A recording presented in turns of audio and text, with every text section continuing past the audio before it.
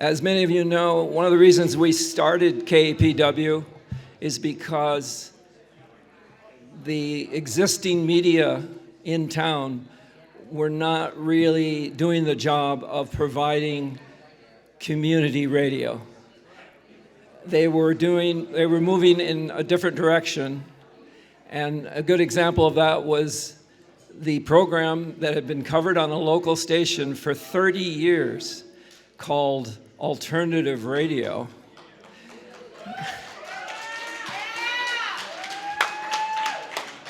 That program that had been going for 30 years at no cost to that station took it off the air.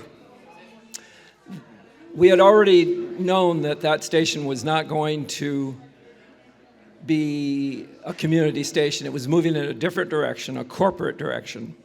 And so that's when we knew we had to start our own, and that's how KEPW got started. And one of the first things we wanted to do was make sure that we put alternative radio, which was founded, produced, and hosted by our next speaker, David Barsamian. We made sure we got that on the air. Please welcome David Barsamian.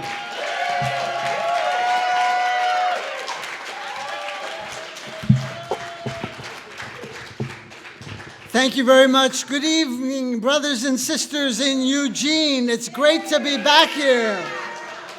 Viva KEPW! Viva! Long live community radio and the community spirit.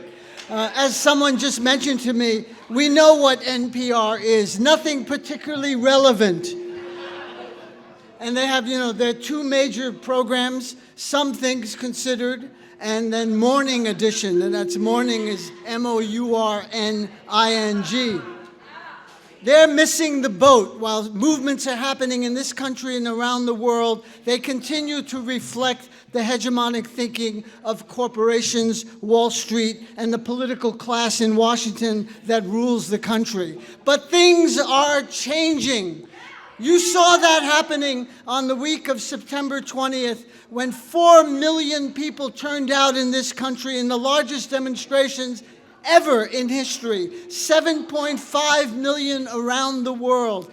People are saying basta. They're saying enough. We've had enough of corporate rule. We've had enough of the destruction of our mother, our dear planet Earth, which is under assault. All of these things are happening right now. And where is national irrelevant, nothing relevant radio, reporting the business as usual, this general, this Secretary of State commenting on different public issues, but not engaging the real crisis at hand, which is the destruction of our planet.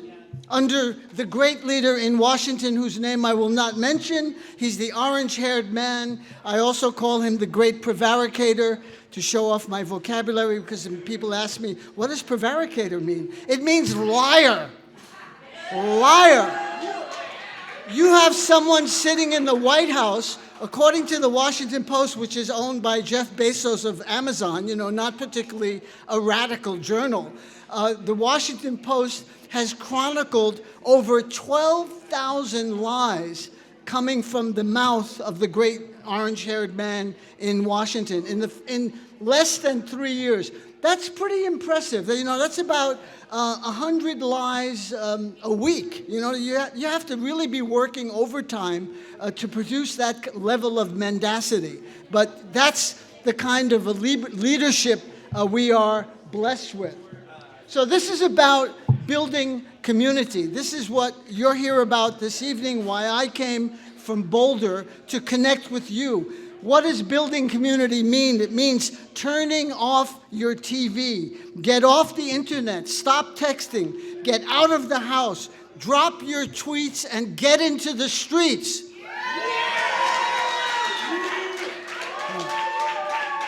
Get off of Facebook and into the face of the powerful. That's what we need. We need confrontation. We don't need more polite, dialogue. We need to be militant, we need to be aggressive, within reason, of course, in directing our anger, because the stakes are very high.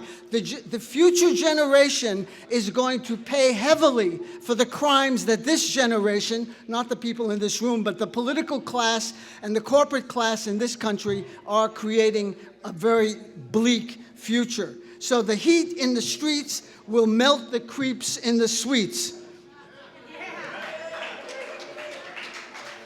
So what can you do? A very practical thing that you can do is be a member of KEPW, okay? Start right there. Put your money where your ears are. If it's $5, if it's $50, if it's $500, if you're blessed, give as much as you can. There's no shame in writing checks. We need money. So whatever you can spend, and you heard in the announcement there will be a matching. So your $10 will be $20. Your $50 will be $100. It's a great opportunity to support an important community institution. I was in Vancouver, Washington. There is a Vancouver, Washington. I was in Vancouver, British Columbia, and I picked up this T-shirt at a rally, Love the Planet, and here it says, and I'll hold it close to the microphone because this is a radio program, so listeners can see it. We cannot solve a crisis without treating it as a crisis. And if the solutions within this system are so impossible to find, then maybe we should change the system itself. Who said this? A 16-year-old from Sweden, Greta Thunberg. Let her be an inspiration to all of you, particularly the young people in this audience. Let the 14-year-old Haven Coleman in Denver be an inspiration to you. Let this 15-year-old Irsa Hirsi, who is Ilhan Omar's daughter, be an inspiration to you. All over the country and all over the world, young people are rising up. And as I said, we want a positive change.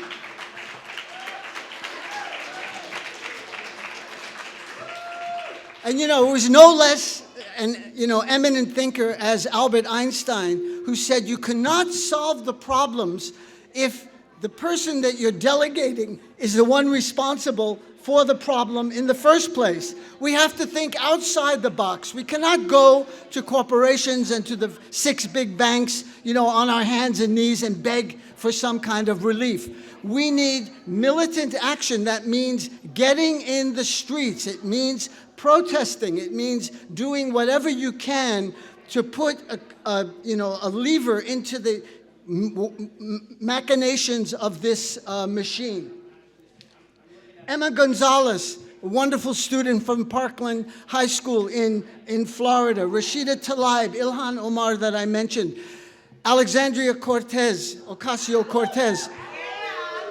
You know what you can do? These women have been subjected to the vilest, most vulgar attacks from misogynistic men, with all kinds of sexual innuendo, about them. If you can, maybe on Monday or Tuesday or whenever, give them a call in Washington, send them an email, show your support, show your solidarity. These women are under extreme attack and also, therefore, in great danger. So I'm very concerned about them. We need that kind of leadership. The country we live in. I'm going to read this. On Tuesday, August 20th at 8 a.m., the FBI came to my door. Agents Carlos Medina, number 22630, and Brian Palmer, S04843, they wanted to know about my trip to Iran and whether I knew certain people. They wanted me to share my experience in Iran. We're interested in your story, they said, because the Iranian government targets naive Americans and then manipulates them. I said very little. I told them I regarded their visit as a form of harassment. They left after 10 minutes. It was enough to scare my wife, Kadriye, who's from Turkey and knows something about the state police knocking on doors, in the morning or late at night. And initially, she thought they were Jehovah's Witnesses. They were like, well scrubbed, tight suits and ties, short hair, brightly, polished shoes, very stiff. Morning, ma'am. How are you, ma'am? Etc. So, as John Trudell, one of the great leaders of the American Indian movement, used to call the FBI, the Federal Bureau of Intimidation. And I told them, it's better you investigate white supremacist terrorism than people like me who are doing their job, going to Iran and reporting on what's happening there, rather than through the filter of the propaganda system here. And as a result of this visit, I am more energized than ever.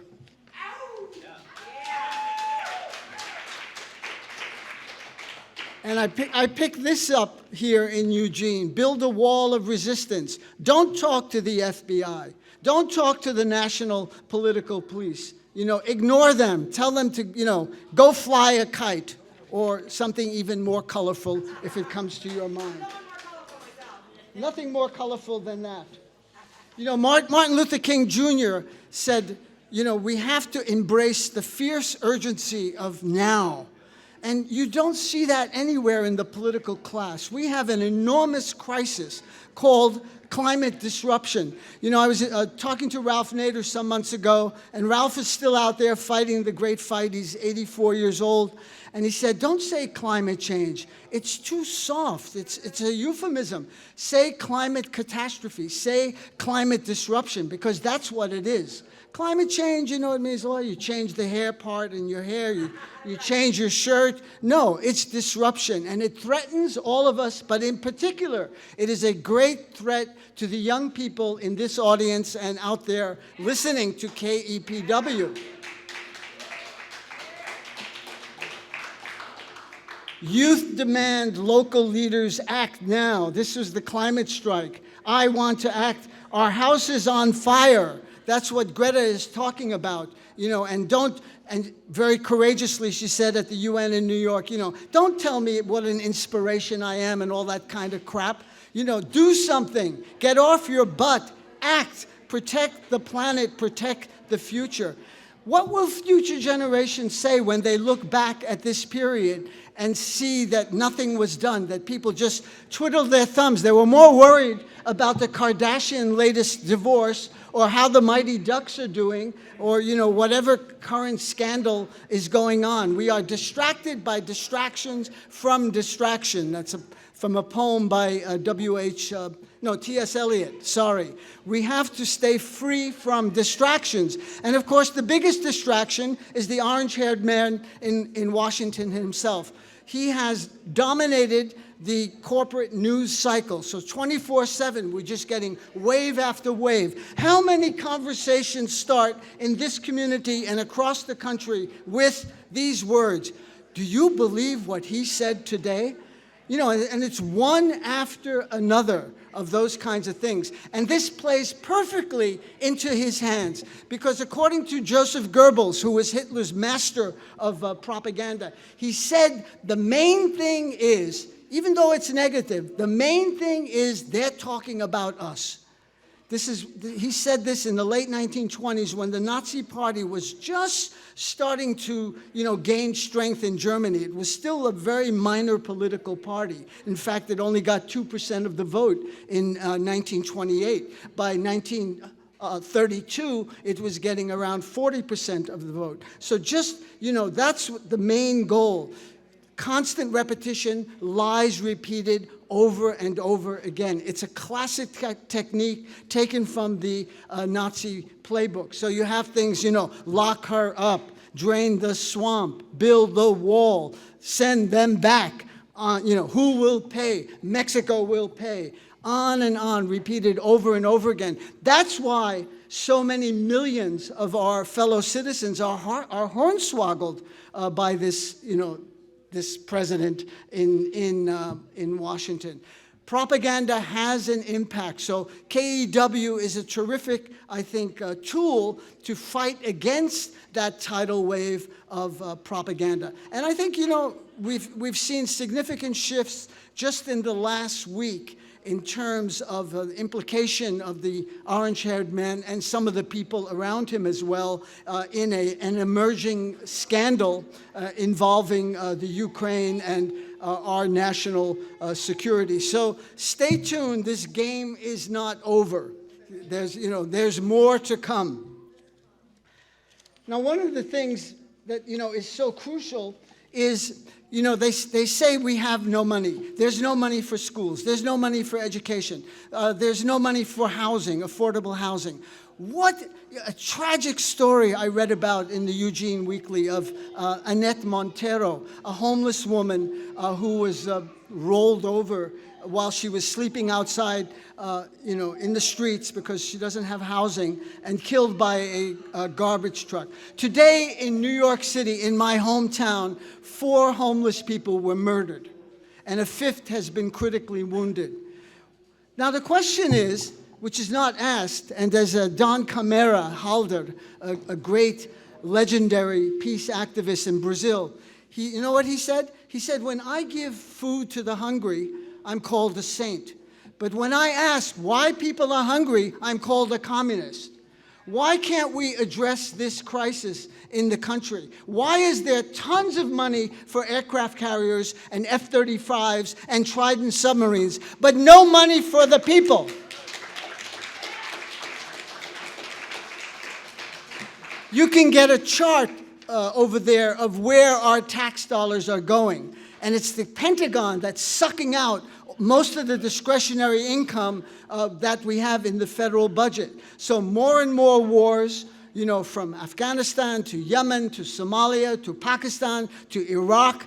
Iraq today is being, subjected to huge demonstrations. People are out in the streets everywhere in the world. Look at what's happening in Hong Kong, for example, in Tunis, in Algeria, in Puerto Rico. The governor was ousted. In Algeria, a decrepit dictator was ousted. People are in the streets demanding change. We should be following their lead. We should be leading the change for social justice in this country. And that's what we are for. We are for equality. We are for economic justice and economic equality. Justice Louis Brandeis, Supreme Court Justice, he said you could have 2 things in a country. You can either have enormous concentrations of wealth or you can have democracy. But you can't have both. And we have now enormous concentrations of wealth. Warren Buffett, Bill Gates, and Jeff Bezos have more money than 40% of the population. A handful of people are accumulating wealth on a scale that, John D. Rockefeller and Andrew Carnegie and, Vanderbilts and those millionaires from the Gilded Age, they would look like paupers today compared to these guys who are just raking it in, making money hand over fist. But when the people want money, when the people say we need schools, we need teachers who are among our most precious national resource to train the coming generations, there's no money for, pay increases. There's no money for facilities. I have a 16-year-old. I get letters from Boulder High School, Boulder, a rich white community, asking, can you and your friends pitch in $176 extra so that we can buy, the latest software for our computers, so we have notebooks? What's going on here? When the Pentagon is, siphoning off hundreds of billions of dollars for weapons of war, for weapons of destruction, our schools are going begging, for money. We have, an eco-catastrophe in Flint, Michigan with the water contamination. The same thing going on in Newark, New Jersey. Our infrastructure needs to be repaired and mended and created anew. But again, there's no money for those things because that would benefit the people. The people must demand action. It's not about being polite anymore. It's not about, writing polite emails and saying,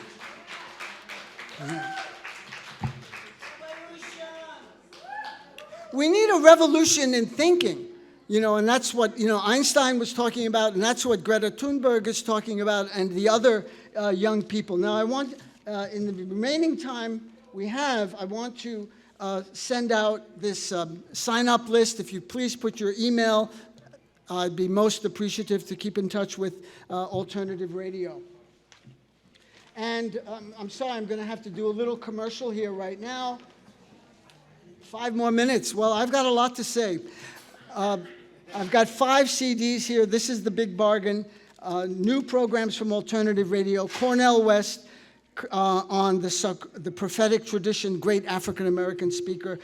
Caroline Fredrickson, Fixing Democracy. Noam Chomsky, The Decision That Has to Be Made. Benjamin Hett, How Hitler Happened. I went to college in New York. They say it can't happen here. Nazi Germany was a sui generis. It's a unique thing in history. Well, look at Germany in the late 1920s. It was the center of European civilization. You had Kurt Weill composing music, Thomas Mann writing literature, Bertolt Brecht writing poetry, Walter Gropius of the Bauhaus movement and architecture. It was the rage of the world. And on and on. 75% of all scientific papers in the late 1920s were written in German. Germany was at the height of civilization. Within a few short years, it descended into barbarism. It happened there. It can happen here if we're complacent, if we're looking, the other way, if we're straddling the fence, if we're waiting, well, I'll see, maybe I'll get involved, maybe I won't. It demands our engagement. This is no time for neutrality. This is time for engagement. And the last one I have is the great big Bill McKibben, Planet in Peril. So 5 one-hour programs for just $20. You're supporting Alternative Radio. 2 new books, Noam Chomsky, Global Discontents, and Edward Said, Culture and Resistance. I hope you get them as well. So what needs to be done, as one great comrade used to say? What we need now is engagement, and for that we need community, we need organizations, we need solidarity. We need to overcome the narcissism of small differences. Oh, well, I can't talk to him, he's wearing a blue shirt. That woman back there, she's got a really nasty looking jacket. I better not talk to her. This person eats meat. Oh, I can't talk to her. This person drives a SUV. Can't talk to him. Pretty soon there's nobody left, because of the narcissism of small differences. Where can we come together? Protecting the earth, I think that's a pretty significant, task at hand that we should be able to mobilize, support for. If you go to any, let's say you have some fundamentalist, Republican friends or acquaintances or family members or whatever, just ask them, do you want your kids, your grandkids to drink clean water? Do you want them to breathe clean air? Do you want them to eat food that's free from GMOs and preservatives and additives and all kinds of contamination? Do you want them to, have parks to go to, recreation centers, have our environment maintained, community trails, and go hiking and all and the like? Of course, they'll all say yes to those things. I mean, maybe there'll be a few off-the-wall people saying, no, I don't want those things. But most people want that. They will support that.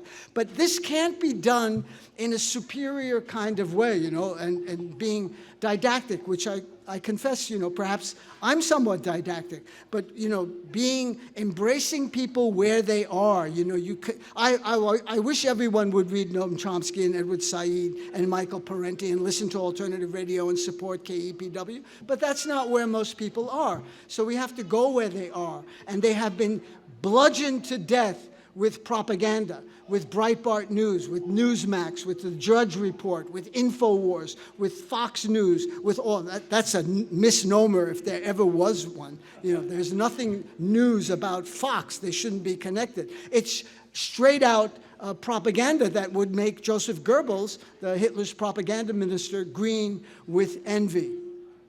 That's why they come up with supporting the orange-haired man in Washington, because of propaganda, because of the lies that are being disseminated through the corporate control media. So I know we're running out of time, and I could go on for hours, but I'm going to conclude with a couple of poems because I think we cannot forget art in our struggles. music, dance, theater, painting. I remember as a kid, I used to go to the Museum of Modern Art in New York and look at Picasso's master painting of Guernica, the mass bombing of a Spanish town in 1937 by Germany when they were supporting the fascists and Francisco Franco, and how influenced I was by that. This is a poem from Marge Piercy, a great contemporary American poet. Why do people get so discouraged about political action? You take vitamin pills and imagine they do something for you, right? You don't say, I'll never wash the dishes again because they'll just get dirty. We all mumble silly prayers into the air. Oh, please, please don't let me miss the plane. Oh, please, please let him call me back. Inaction, one word, inaction certainly will work fine for the overlords who own our work, control our lives, consider us collateral loss in their grand schemes. They only fear masses in action. A little at a time is the way forward, an unending dance, 2 steps forward, 1.5 back. Sitting on your ass too long makes you one. Marge Piercy.